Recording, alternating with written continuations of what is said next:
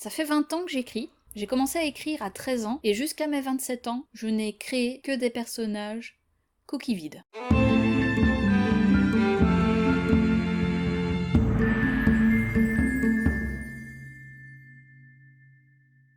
Si tu es nouveau sur cette chaîne, bienvenue. Moi c'est Renalis, tu peux m'appeler Angéline, je suis alchimiste littéraire. De base, qu'est-ce qu'un alchimiste? Un alchimiste, c'est quelqu'un qui cherche justement à créer la pierre philosophale, donc à transformer les métaux vils en métaux nobles, le plomb en or. Et que vient faire l'alchimie dans la littérature, tu vas me dire? À mon sens, l'alchimie dans la littérature, ça amène à transformer son histoire de sa version brute à sa version noble, donc à la meilleure version d'elle-même, à la version la plus aboutie pour pouvoir être publiée et lue par ses lecteurs. Je travaille autant sur l'analyse des romans en lecture professionnelle que en coach d'auteur pour t'aider à écrire ton roman jusqu'au bout. Je m'en suis rendu compte autant avec moi-même qu'avec mes coachés. Tout seul, quand tu n'as pas justement la structure ou la méthode, que tu sois jardinier ou architecte, beaucoup pour les architectes, on va pas se mentir. Si t'as pas une méthode qui fonctionne et qui est adaptée à toi, généralement tu lâches au bout d'un certain temps et tu n'écris plus. On pense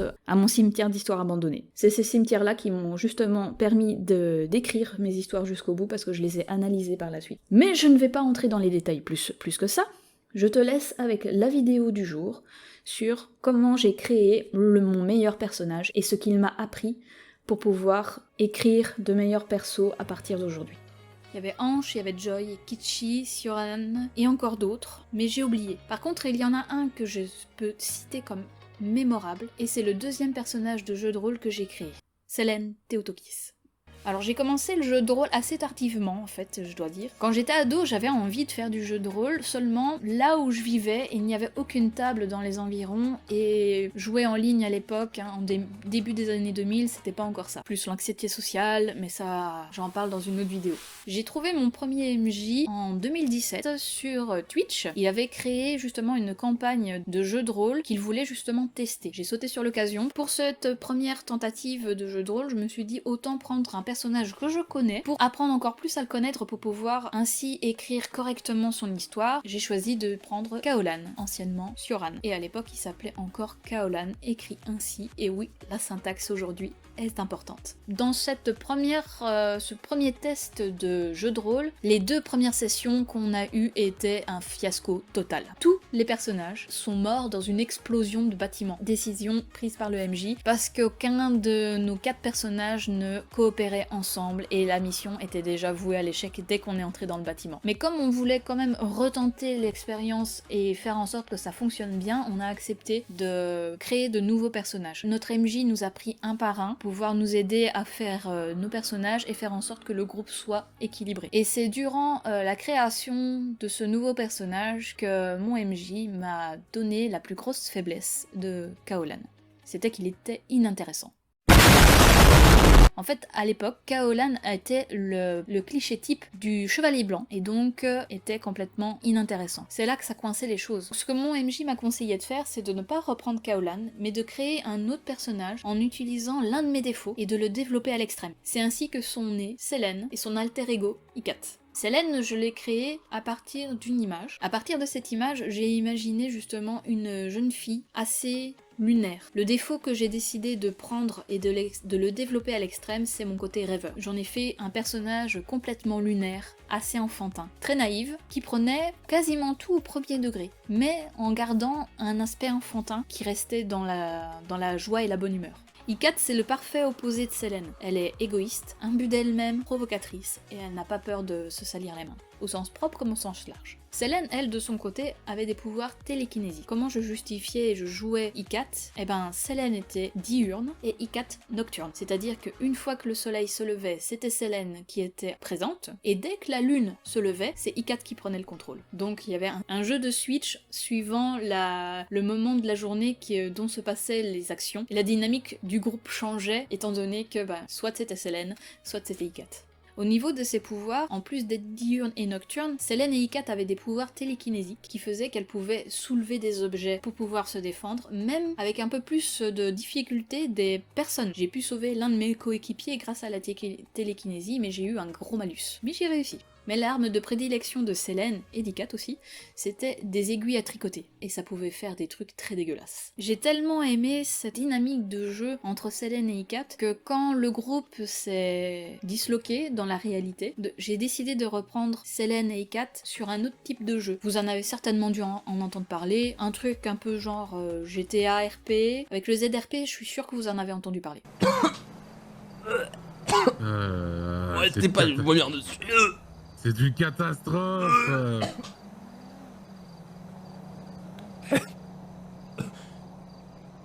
Ouais, je fais quoi? Rien, allez, on y va. Ça me rappelle les dans Vous avez demandé à mettre ça? Seulement pour que la particularité de Selene et d'Ikat puisse coller avec un jeu de rôle beaucoup plus réaliste, en tout cas beaucoup plus ancré dans la réalité, j'ai fait des recherches pour voir comment je pouvais intégrer ça au type de jeu de GTA. C'est là que je suis tombée sur le TDI, ou le trouble dissociatif de l'identité. Et là, je tiens à faire un disclaimer. Le TDI est différent de la schizophrénie. Si vous voulez plus de détails justement sur la différence entre ces deux troubles mentaux, je vous invite à aller sur les chaînes que je vais partager, où ce sont des personnes justement qui sont concernées par le TDI et qui en parleront beaucoup mieux que moi. Mais j'ai quand même joué Selene et Ikat avec un trouble dissociatif de l'identité en tenant compte des informations que j'ai pu obtenir justement via ces chaînes et faire en sorte que l'amalgame ne se fasse plus, et ça a été l'un de mes fers de lance. J'ai vraiment voulu faire ça pour que ça ne porte pas atteinte aux personnes qui ont justement ce genre de trouble, car dans les œuvres cinématographiques, et certainement littéraires, j'en ai pas encore lu, le trouble dissociatif de l'identité est encore trop mal représenté. J'ai joué Selene et Ikat donc sur le serveur Ad Astra, de décembre 2018 à mars 2019, et dans un second temps encore, après avoir fait une pause de quelques mois, en mai 2019, j'ai terminé Selene en juin 2019. Et c'est à partir de ce moment-là où j'ai le plus développé Selene et que j'ai remarqué ce qui fonctionnait justement pour pouvoir créer un personnage inoubliable. Car aujourd'hui encore, je la considère comme mon meilleur personnage. Alors là où en jeu de rôle sur table, Selene et Ikat avaient une dynamique diurne et nocturne, avec le TDI pour le GTA RP, la dynamique qu'il y avait justement pour le Switch, ce sont les triggers. Quand une situation fait ressentir de la colère ou de l'injustice à Selene, c'est Ikat qui switch, et c'est elle qui prend le contrôle. Ikat arrivait également quand les scènes demandaient beaucoup plus d'autorité, d'affirmation de soi et de confiance en soi. A l'inverse, quand la situation était beaucoup plus calme, beaucoup plus détendue, sereine, ou que ça demandait de la bienveillance, c'est là que Selene entrait en jeu. Et le jour où j'ai décidé de faire mourir Selene, c'est là que je me suis rendu compte qu'elle avait vraiment eu un impact sur tout le monde et qu'elle n'allait pas être oubliée. Mais pour raconter cette histoire, il faut que je remonte un peu le temps et que je vous explique quel personnage j'ai joué avant Selene. Parce que sa création est dépendante de la création d'un autre personnage et d'une autre personne. Alors avant Selene, j'ai joué Ivy Falcon, qui était chef de projet dans un studio de cinéma. Ivy, elle était mariée à un autre personnage qui s'appelait Arthur Blaskowitz, un médecin au LSDH.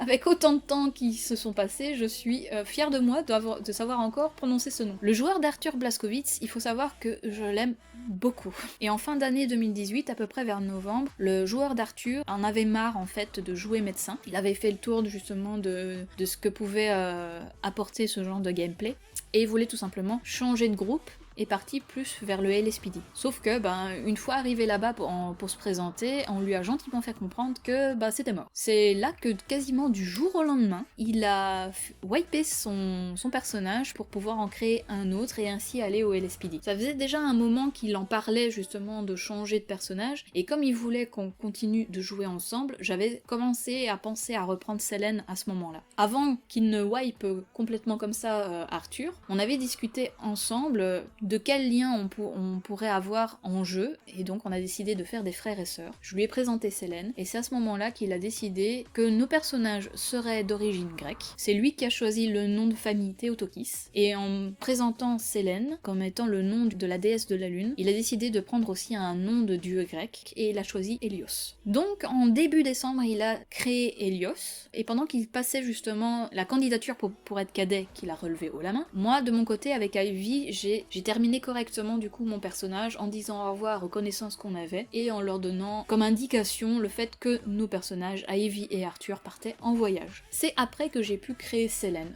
Après que du coup Helios ait pu déjà commencer à jouer. Et 5 jours après avoir créé Selene, voilà ce qui s'est passé. Que dalle, que dalle. Juste des coups de feu. Bon. Putain, il me tire dessus, il tire dans la... Qu'est-ce que c'est? Voilà, t'es le seul en vie maintenant. Bon, Oh putain, ils ont buté le collègue, capitaine. bah... Qu'est-ce qu'il fait pour là, maintenant? Ils ont pété Helios, il est mort.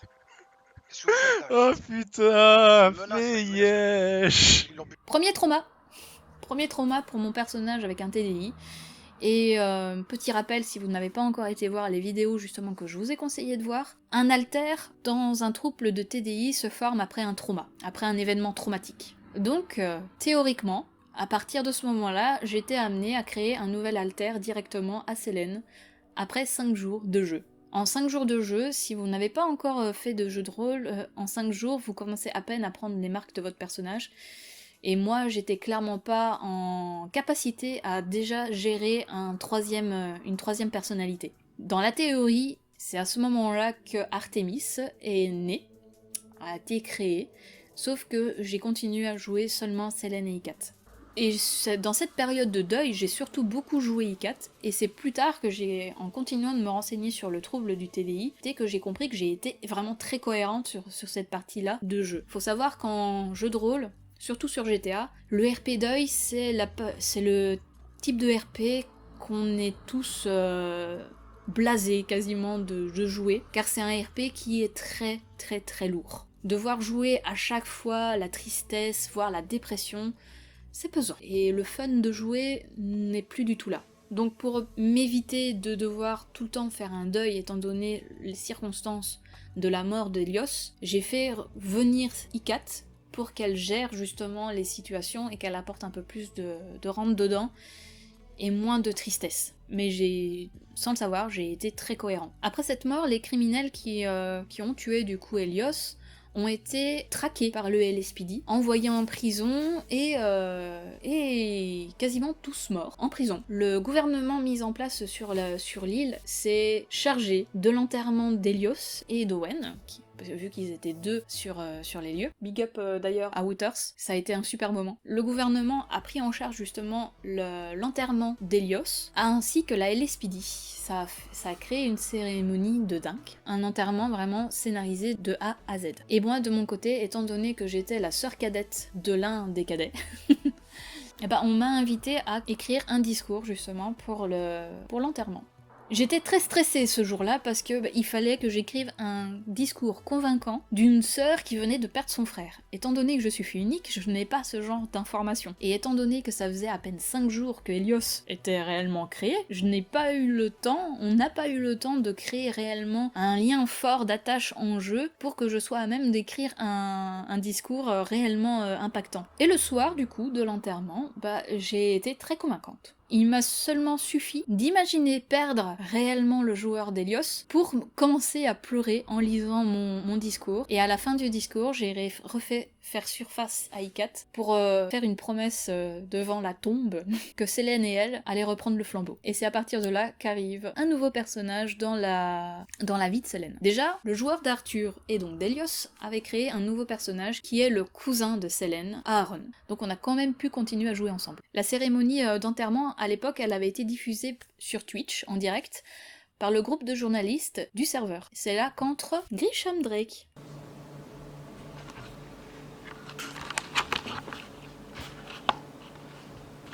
Hey.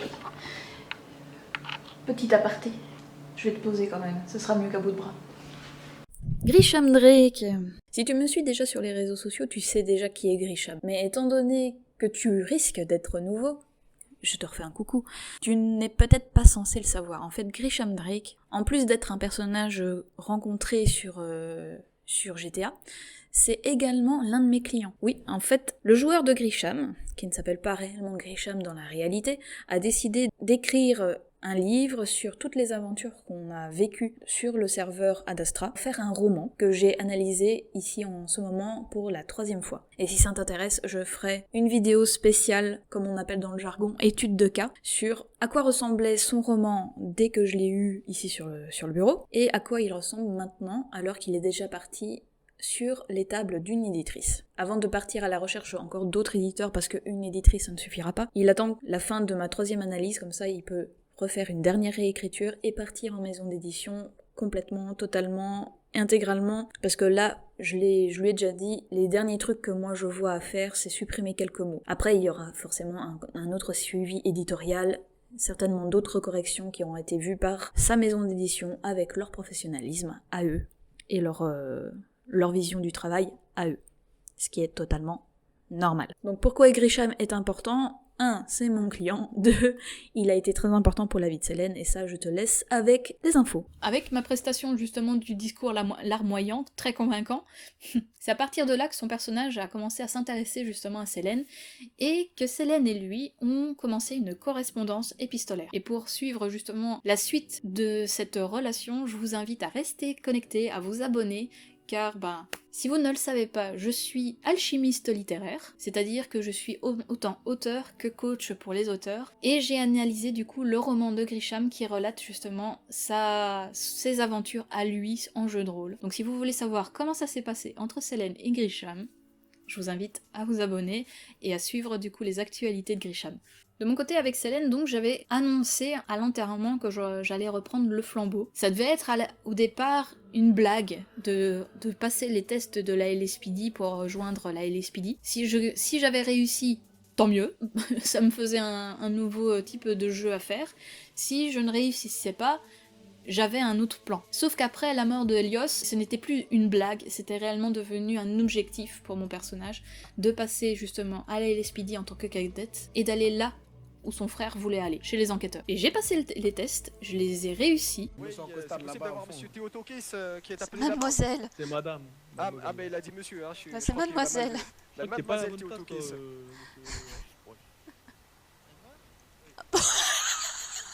Putain, le strike. Je vous avais pas vu. Recule du bouchon, recule.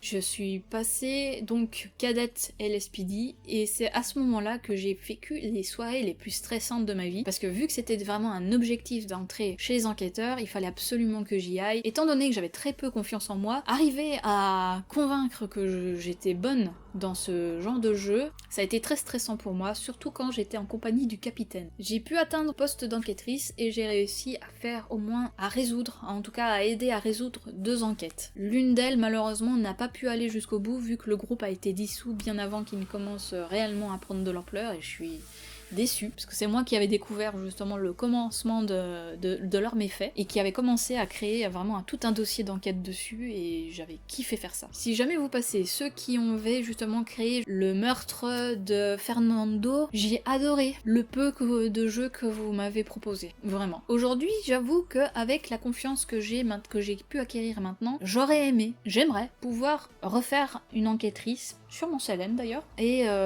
arriver à prendre une enquête et de l'amener jusqu'au tribunal et défendre du coup le dossier devant un tribunal.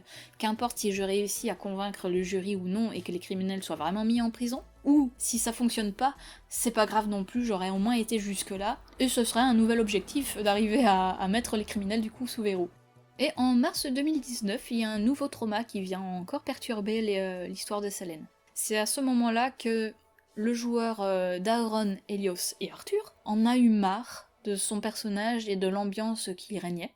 Du coup, il a profité d'un accident de voiture, un gros accident de voiture, mais la voiture dans laquelle on était a été propulsée vers l'un des piliers d'un pont, un gros pilier en béton en vrai. Oh, vous m'avez Entendez, trouvé. monsieur, entendez-vous? Monsieur. Un beau code ouais, ça a bien Pas putain. mais il répond pas, hein. Pas bien du tout, hein. Allez. Et il va pas la jouer ainsi quand même. Ça a créé un énorme accident et il a pris justement cette opportunité de scène avec les médecins pour mettre son personnage dans le coma. Au début, il avait pensé juste le mettre dans le coma, son personnage, mais les actions de certaines personnes ont fait en sorte qu'il a joué le jeu jusqu'au bout et il a fait clamser son personnage, créant ainsi un nouveau trauma pour le mien et mettant en danger Selene. Étant donné que c'était la deuxième figure familiale qui mourait, et cette fois sous ses yeux, Selene a failli faire quelque chose que je ne peux pas dire sur YouTube sans risquer d'être bloqué, d'être strike. Ça a mis en péril ma Selene. Étant donné que je n'avais aucune envie de rejouer encore une fois un RP deuil, j'ai décidé de mettre Selene en pause et de profiter de la retraite spirituelle de Grisham pour l'envoyer elle-même également en retraite spirituelle dans une réserve indienne. Tout ça bien sûr parce que Grisham et Selene s'étaient très fortement rapprochés depuis. Donc durant cette période de pause pour Selene, j'ai joué une stagiaire au LSDH, Sarah Scofield, que j'ai beaucoup aimée. Je l'ai vraiment adorée, j'ai adoré la jouer. C'était un nouvel élan de fraîcheur et de spontanéité à la jouer. C'était très très très chouette. Une fois que ma pause a été terminée, Grisham et Selene sont revenus sur la map. J'ai fait quitter le LSPD justement à Selene. Malgré sa retraite spirituelle, je considérais que le LSPD était devenu un rappel de ses traumas, de la perte de son frère, de la perte de son cousin, et que ça n'allait plus être possible pour elle de continuer. Et avouons-le, IRL, je n'avais pas envie de retourner au LSPD, parce que le joueur d'Aaron, d'Elios et d'Arthur n'y était plus. Je n'avais plus envie. Je voulais continuer de jouer avec lui. Il, lui, était parti du coup avec un nouveau personnage qui n'avait aucun lien avec Selene, jouer dans le groupe qui gérait justement le réseau social du serveur, le Life Invader. Donc je suis retournée dans un monde, si on peut dire, que je connaissais déjà, étant donné qu'à l'époque, j'étais community manager. Et cette période-là de jeu avec Selene a été vraiment très, très chouette à jouer, beaucoup d'animations, on s'ennuyait quasiment jamais. Cependant, l'ambiance en ville devenait de plus en plus lourde. Du côté de l'illégal, il y avait beaucoup d'actions, ce qui faisait que beaucoup de personnes qui étaient proches de Selene au LSPD se mettaient de plus en plus en danger et tombaient les unes après les autres. Ça a créé encore de la pression sur le dos de Selene, et ça a amené au point de non-retour.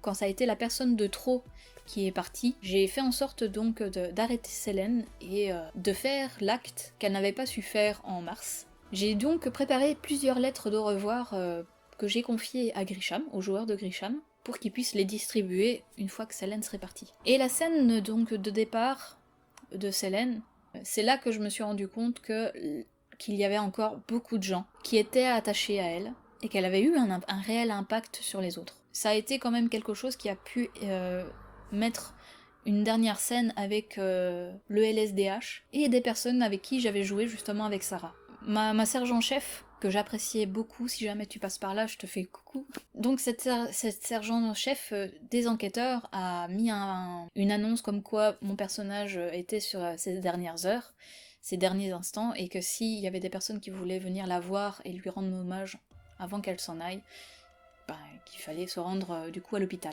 Et c'est là qu'a commencé un défilé de personnes, avec des messages qui m'ont touchée. Je ne m'étais pas rendu compte que Selene avait réellement eu des liens avec les autres, en tout cas des liens vraiment attachés, et qu'elle avait eu un impact sur eux. Et donc c'est ce soir-là, avec la contribution RP de beaucoup de joueurs, que Grisham a dû décider de laisser partir Selene. Et que j'ai regretté pendant au moins 2 mois de l'avoir fait parce que elle me manquait.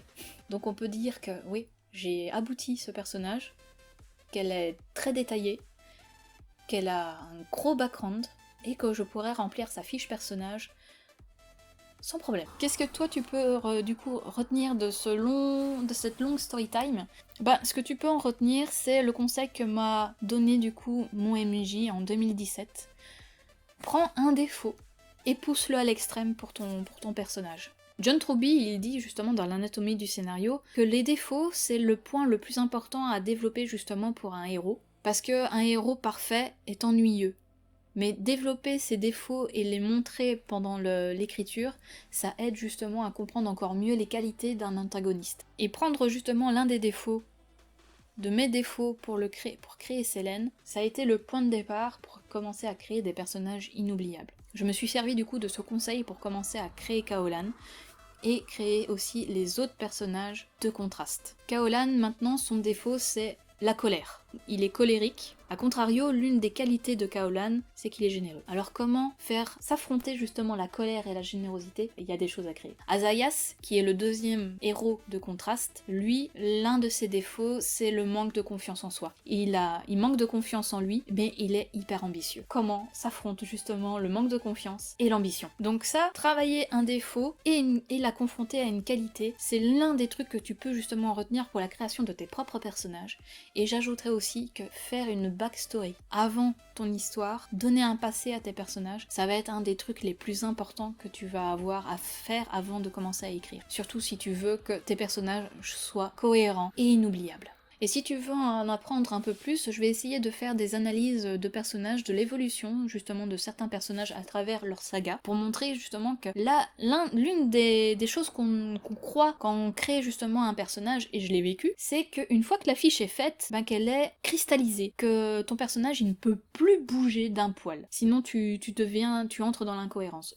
C'est faux, c'est complètement faux. Un personnage ça évolue, en tout cas moi je crois à l'évolution des personnages.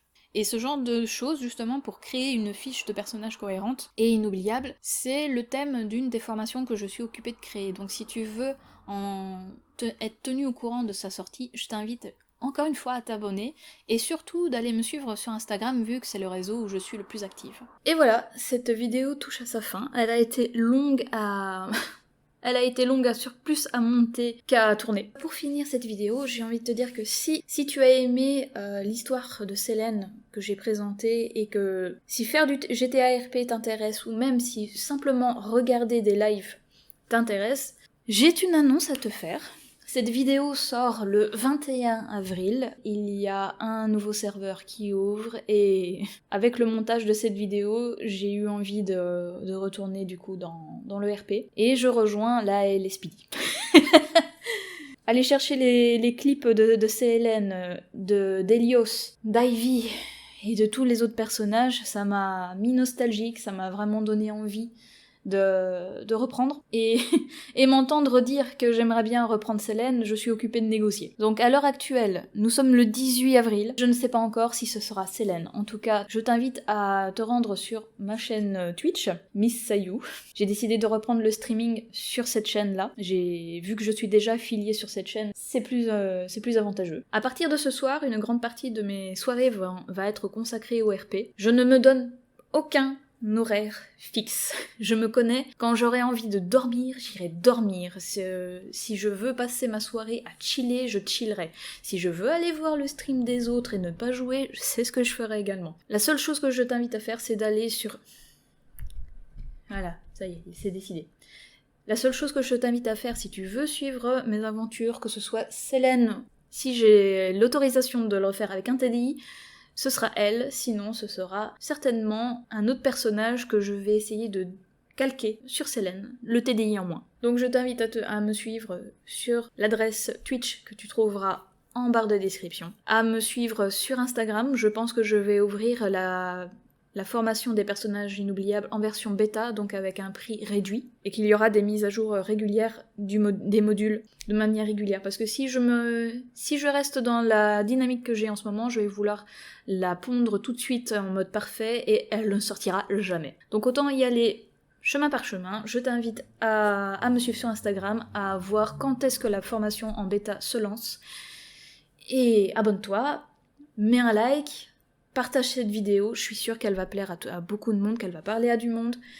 Fais-la tourner, fais-toi plaisir, expérimente bien, et à la prochaine!